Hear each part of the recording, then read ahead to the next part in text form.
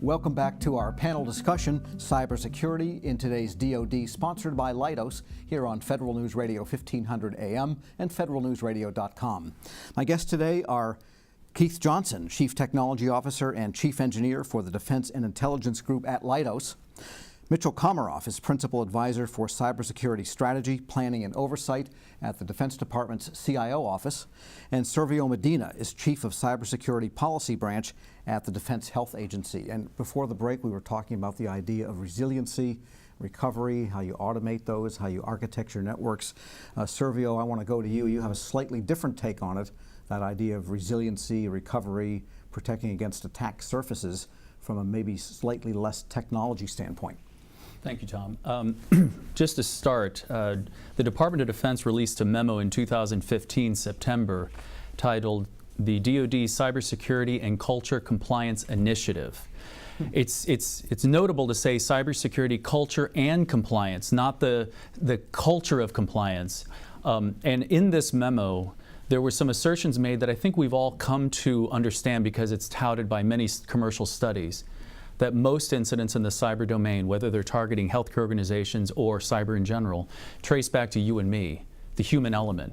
And the memo goes on to say there's three primary factors: poor use, poor configuration, poor implementation. So as I mentioned earlier, the primary focus that I have right now is how are we empowering the people who are responsible for acquisition, configuration, implementing, maintaining, patching systems, but then also everyone who is a user of the system. And so there has to be some efforts to energize how we empower people. And I would almost recall a couple years ago at HIMSS, the keynote speaker reminded us that still today, the best form of marketing is word of mouth. It's not 1 hour of training a year that we have to take as federal employees, otherwise we have our network privileges removed. And it's not that poster on the wall. It's because somebody is talking to somebody else and reminding them or giving them some cues.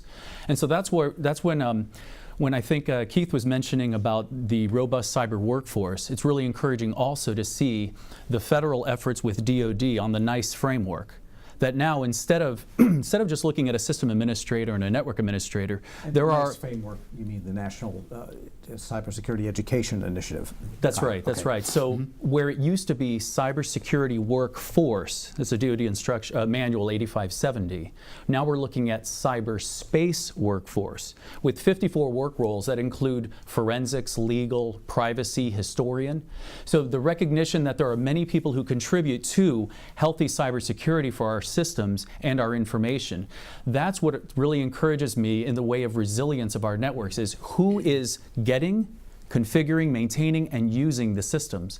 And as maybe one parting comment, I don't know if you've seen, but the Girl Scouts have now initiated cybersecurity badges. Wow. There's 18 cybersecurity badges. Really? Wow. So I think we could take a page out of their book is how are we culturalizing the understanding of cybersecurity as sort of part of our business, not somebody else's job, some chief information security officer's job, but we all have a responsibility. And that's the focus that we're trying to put to complement the technical focus. Now, what is the slogan? Only you can prevent cyber attacks, right? Actually, that's a fair analog to how we approach the marketing of cybersecurity.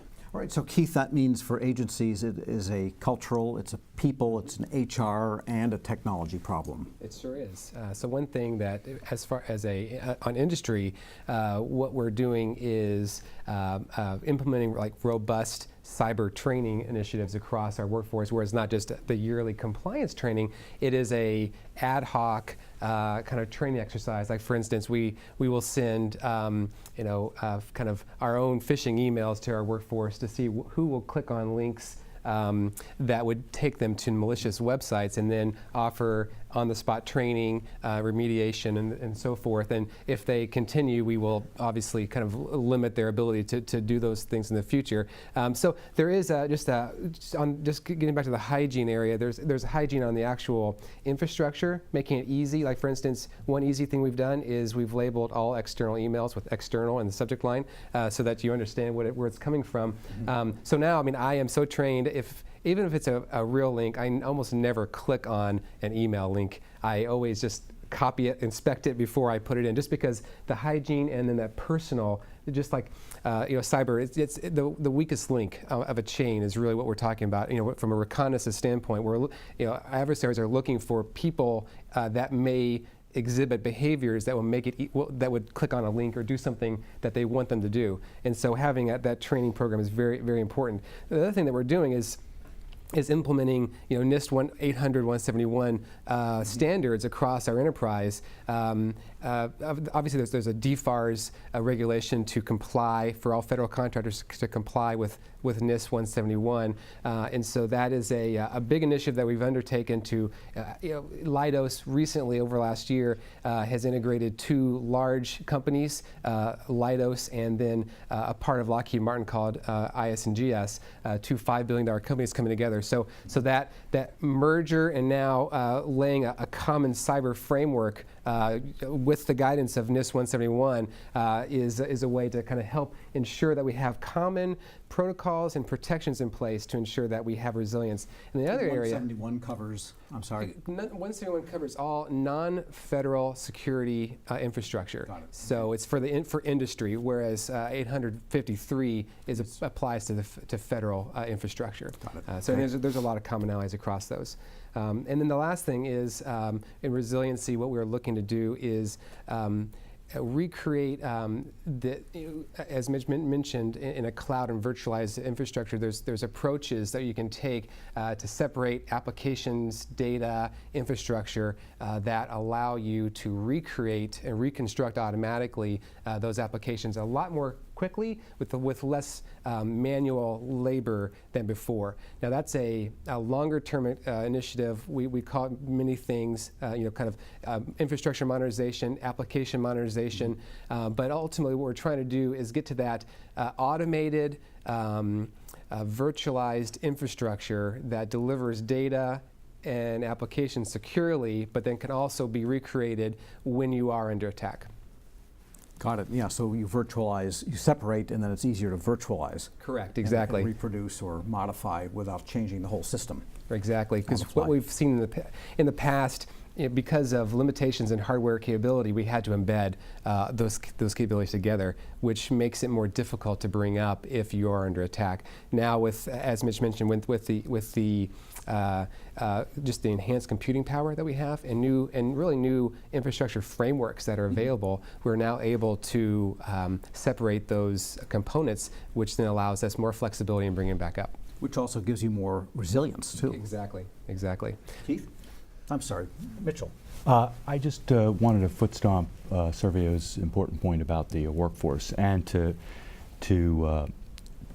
point out that from the department's perspective, yes, everybody has roles and responsibilities to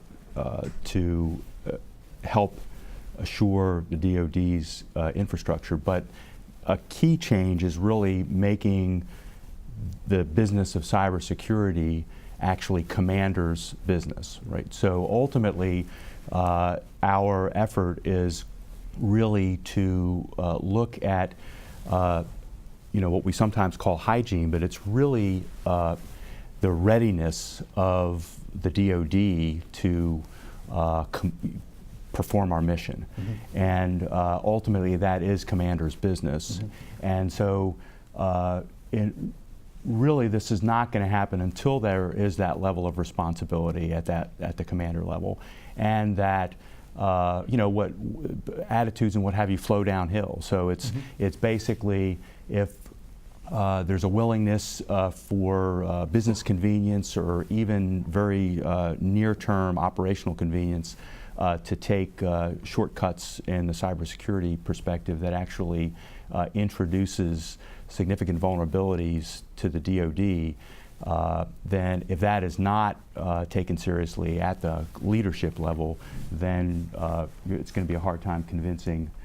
No amount of sending emails with spurious links in them are going to fix the problem. Okay. Can I talk to you Sure, on yeah. this for a moment? in 2011, I think it was, Forrester released a white paper report, and it talked about navigating the future of the Chief Information Security Officer and the challenges. And a brief pull out of it was, until the CISO's role is changed to something more of a Chief Business Security Officer. So cybersecurity is their cost, benefit, risk. That's when the commander is going to be speaking with every input of requirements, where cybersecurity is one of many requirements that's considered. Until that tone at the top, sir, if you will, that I think we're still going to be kind of in a reactive, it's somebody else's job, somebody else takes care of it mode. So I think that's an important point that we're seeing that is starting to happen. Cybersecurity is at the table, but I don't think it's quite there as being embraced as one of the number of requirements that goes into the decision making. Well, I guess a few more petabyte type breaches, and maybe that'll push that whole effort along a little bit. Final comment on that? Go ahead, please. Just one thing on from an industry perspective that is a little bit different is that because of their perception of potentially losing large programs due to a cyber breach, we're very proactive in addressing any perceived cyber vulnerabilities or gaps in our networks, because obviously we take our customers' mission very seriously, but we also, at the end of the day, stand to lose a lot of money if there is a termination because of a cyber breach. So I think there is at least in industry, a recognition that cyber needs to be right at the table at the CEO level that can speak to the business impacts of potential failures that could result in large losses. And so I think we're getting there. I think we still got a little bit ways to go, but I think we're at the table, and there is definitely a business context around how we talk about cyber protection. Okay, I want to switch gears here and talk about data analytics, because network logs for decades have produced lots of data looking backwards on what's happening, and that's true of cybersecurity. Now the term we hear is predictive analytics. So I'd like to get an idea of how agencies are looking at data in terms of finding out what might be happening in the future. That certainly helps, protect systems, and I think it also ties in with the human factor too, because the less that land on your individual users' desks, the less they become so critical to pushing back cyber attacks. So Mitchell, why don't we start with you? So, predictive analytics, narrowly understood, is an area that, like some of the other areas we've discussed here, has been around for a while, but the computing horsepower really just wasn't there to support it. So fundamentally, it's a set of algorithms, some of them statistical algorithms, some of them artificial intelligence algorithms, expert systems and what have you, and more recently machine learning capabilities where we really unleash the computing power from our preconceived notions about what the relationships are among critical variables. But more broadly understood, it is those scientific mathematical capabilities tied to large-scale computing infrastructure, very large data sets, and computing architectures that actually enable the powerful computing on those very large data sets. So ultimately, that capability becomes critical to a number of key initiatives that are important to the department, including what we call cyber situational awareness. Also, they become central to the ability to deal with things like insider threat, and we can talk, more about those as we get the rest of the opinions. So in predictive analytics, the first thing that we look for is what is the framework, what's the context around analytics, because ultimately a human has to interpret and make a decision. And so, Mitchell mentioned like the threat life cycles that our adversaries use. And so, one great framework that we're using is, kind of an adversarial threat landscape or cyber kill chain or cyber threat life cycle. They all have the same kinds of components. Implementing that at a procedural level where analysts can understand they have the same vernacular vocabulary is very, very important. And then what analytics can do is inform analysts on what they're actually seeing. And so I think, Tom, you mentioned that how can we eliminate the data deluge to analysts? In some ways, I kind of want to give more data to analysts and but it's data in context. What we have seen is that without context, analysts can't make decisions at the right speed and are just really reactive. But the more we can put that context together with a threat life cycle and then inform with some analytics and getting to predictive is important. What we're doing in predictive is trying to tie the dots together. And what that means is you have, let's say, a intrusion event, and there's certain signatures to that intrusion event. And what you want to do is really understand.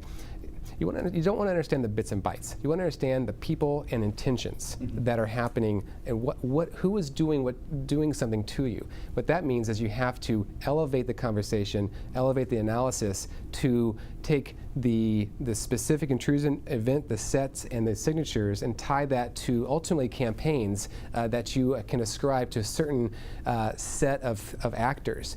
Then you can start understanding their behaviors and then tie that to what kinds of activities are they planning to do in the future, and then start looking for those activities. So it's not just a algorithmic exercise. It's a framework and an approach that includes procedures, training, a common vocabulary, and then ultimately a knowledge base that can tie what we see now to what we see in the past, which informs what we might see in the future.